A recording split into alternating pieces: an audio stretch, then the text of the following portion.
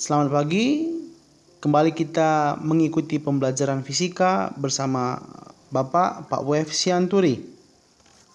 Dalam keadaan seperti ini anak-anak kami sekalian, tidak ada alasan sebenarnya anak-anak kami untuk bermalas-malasan. Justru ini adalah peluang kamu harus lebih giat belajar dari orang lain. Kamu lihat banyak orang yang terlena bermalas-malasan. Itu artinya ini adalah peluang untuk kamu supaya lebih dan tidak ikut bermalas-malasan. Manfaatkan peluang ini, pandang sesuatu positif walaupun dalam keadaan pandemi seperti ini. Tetap semangat. Salam SFD untuk kalian semua. Kita belajar. Judul pembelajaran kita hari ini adalah fluidostatis bagian pertama. Tujuan pembelajarannya adalah kamu mampu menerapkan hukum fluidostatik dalam kehidupan. Lakukan ini dengan sungguh-sungguh untuk menambah pengetahuanmu. Kita lanjutkan pelajaran kita. Hari ini kita bicara tentang fluida. Untuk bagian pertama yang kita pelajari adalah fluida statis. Yang paling penting adalah kamu mengetahui apa itu arti fluida. Fluida diidentikan juga dengan zat yang dapat mengalir. Jadi fluida itu adalah zat alir. Kalau mau tanya pada kalian, kita akan mengetahui bahwa ada 3 zat di dunia ini, padat, cair, dan gas. Mana saja yang dapat mengalir itu adalah fluida. Sudah pasti tentu saja antara zat cair dan gas. Ya, fluida itu identik dengan zat cair dan gas karena zat padat tidak dapat mengalir. Baik, kita mulai dengan fluida statis.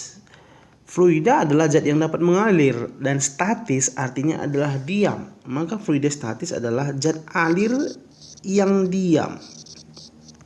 Bapak mau tanya sama kamu semua, kalau seandainya Bapak bilang yang diam, berarti misalkan air dalam ember tidak mengalir, diam dalam ember.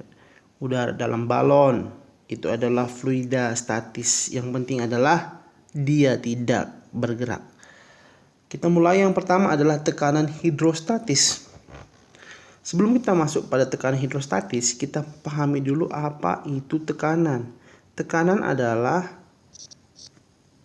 P dibagi F per A.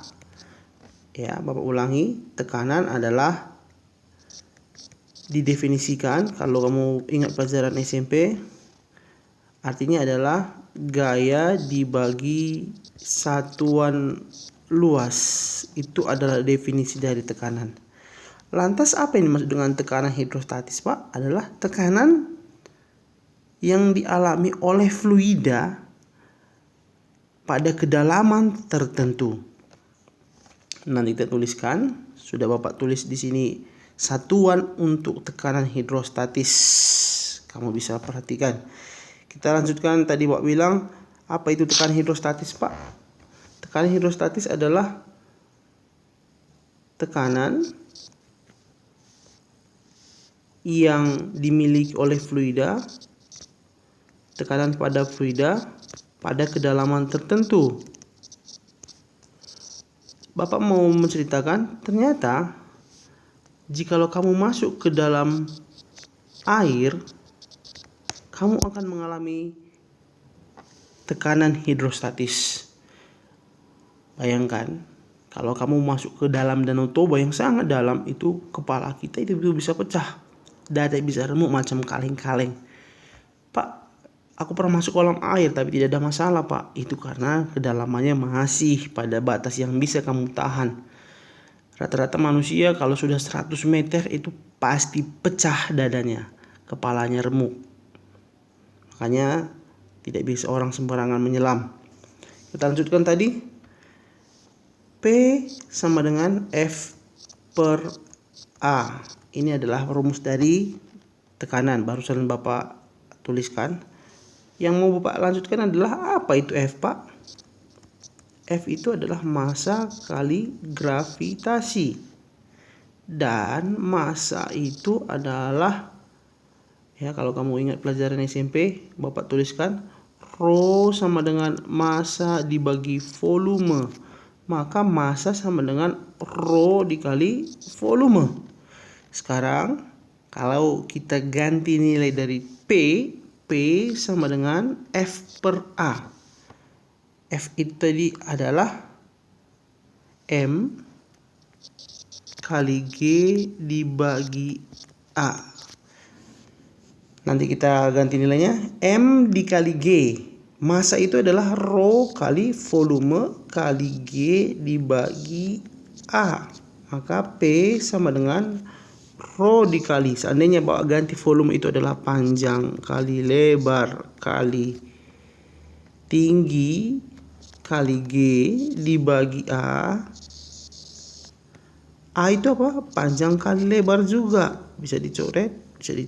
Tinggal rho dikali G dikali tinggi. Karena kita bicara hidrostatis, maka rho kali G kali H. Ini adalah contoh dari tekanan hidrostatis. Maka sebelum kita masuk, pH sama dengan rho kali G kali H. Contoh, tentukan besar tekanan hidrostatis pada titik yang berjarak atau berada 40 cm dari dasar kolam yang berisi penuh air. Anak kami sekalian, kamu harus mengetahui bahwa berapa massa jenis untuk fluida. Bapak tidak tuliskan di sini. Kamu bisa melihat di buku atau di internet. Baik, kita lanjutkan. pH sama dengan rho kali G kali H. H adalah kedalaman. Kamu lihat dalamnya 5 meter. Yang ditanya pada titik 40 cm dari dasar kolam. Mengukur kedalaman itu adalah dari permukaan sampai ke titik ini. Inilah yang menjadi H. Maka hanya berapa anak kami? H sama dengan 5 meter dikurang 40 cm. Satuannya tidak sama. Kamu harus rubah ke meter.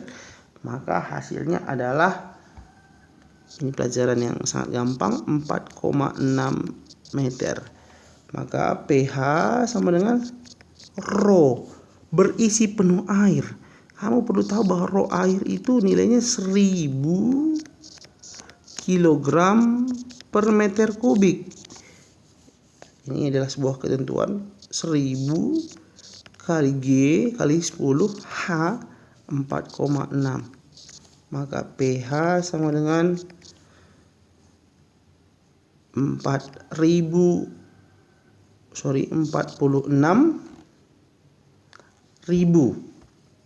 Pascal atau 46 kilo Pascal.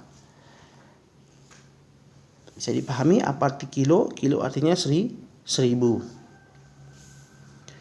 Kita lanjutkan. Tekanan mutlak adalah tekanan yang dialami oleh fluida pada kedalaman tertentu ditambah apa? Ditambah dengan tekanan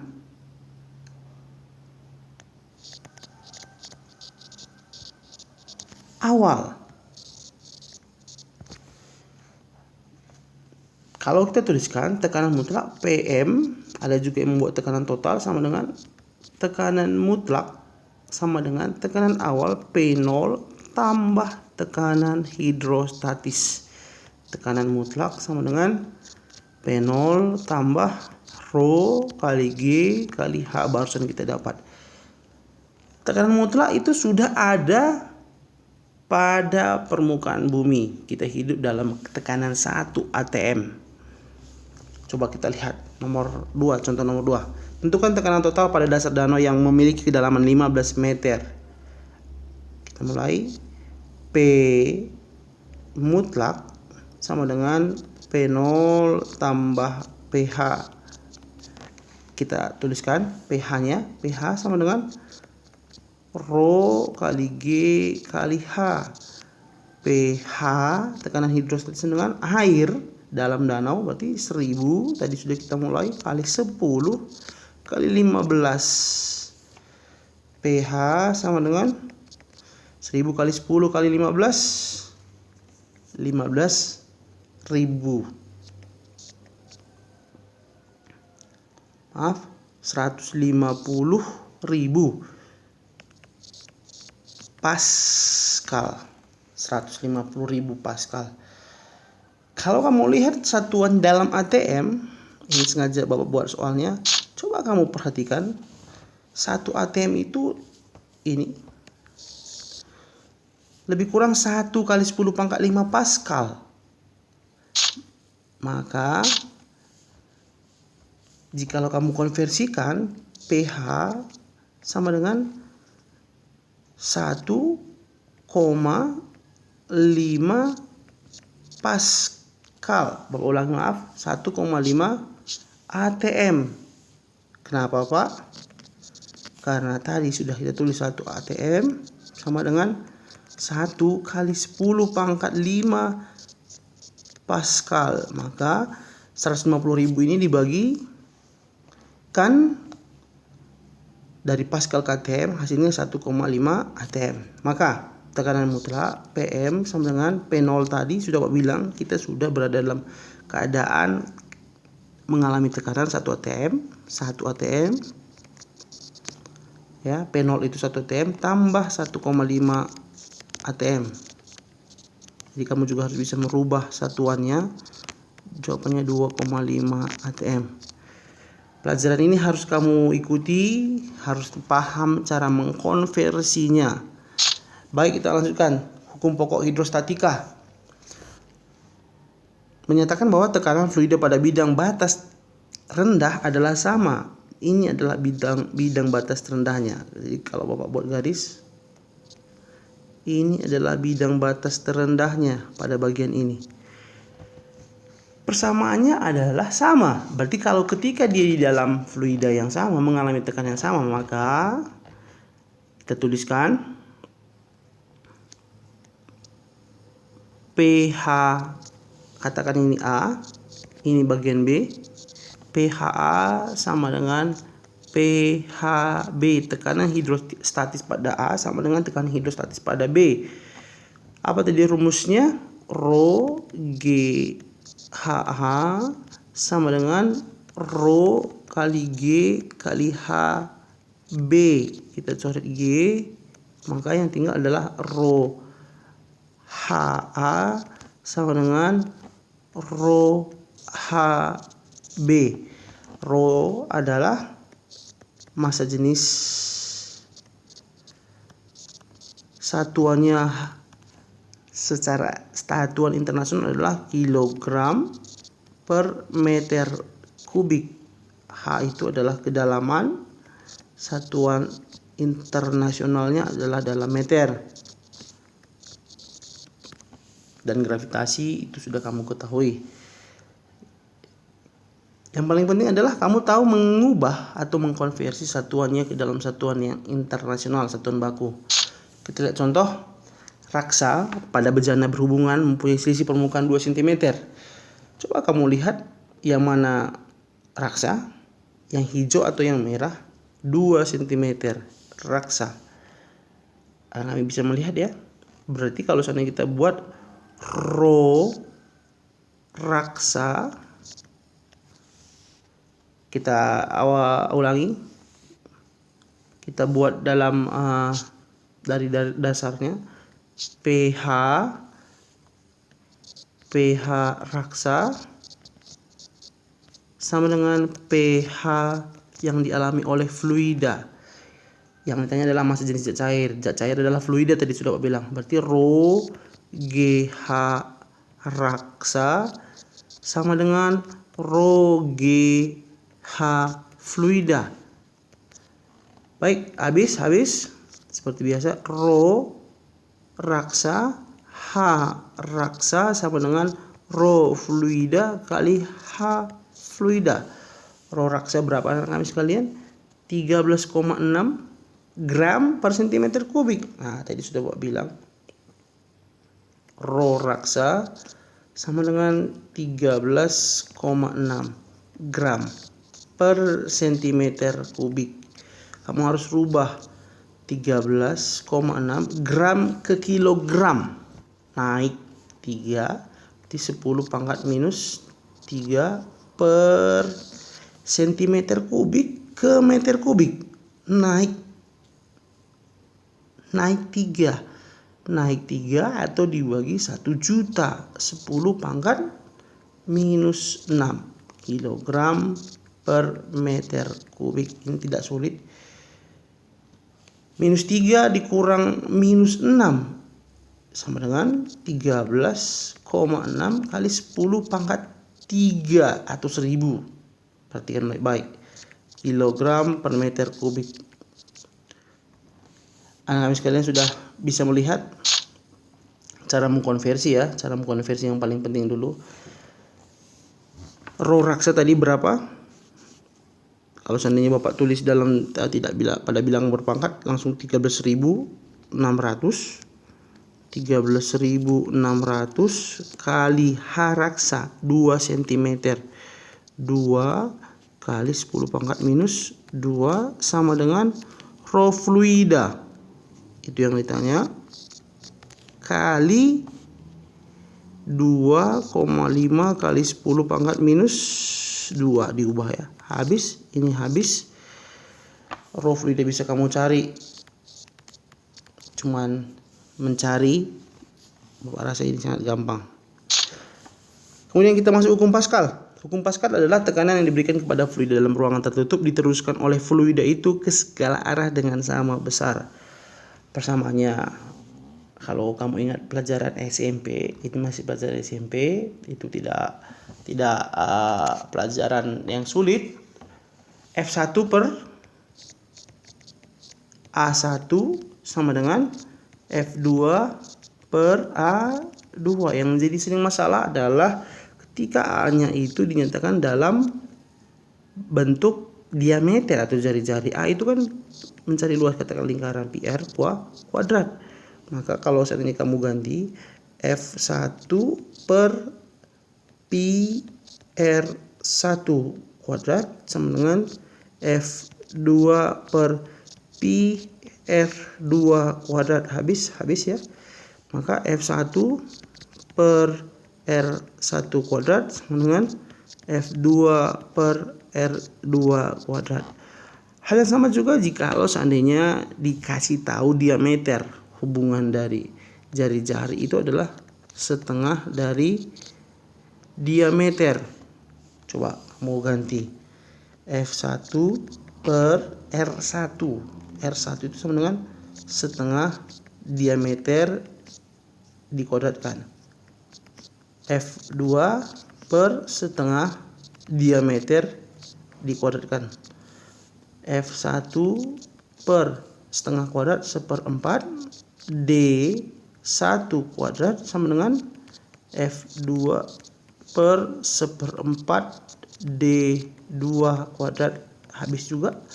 Maka F1 bisa kita tulis F1 per D1 kuadrat sama dengan F2 per D2 kuadrat. Itu jika dikasih tahu diameternya. Kita lihat contoh. Tidak sulit, sudah Pak bilang. Kamu harus memikirkan bahwa ini gampang. Begitu trik untuk mengerjakan soal fisika.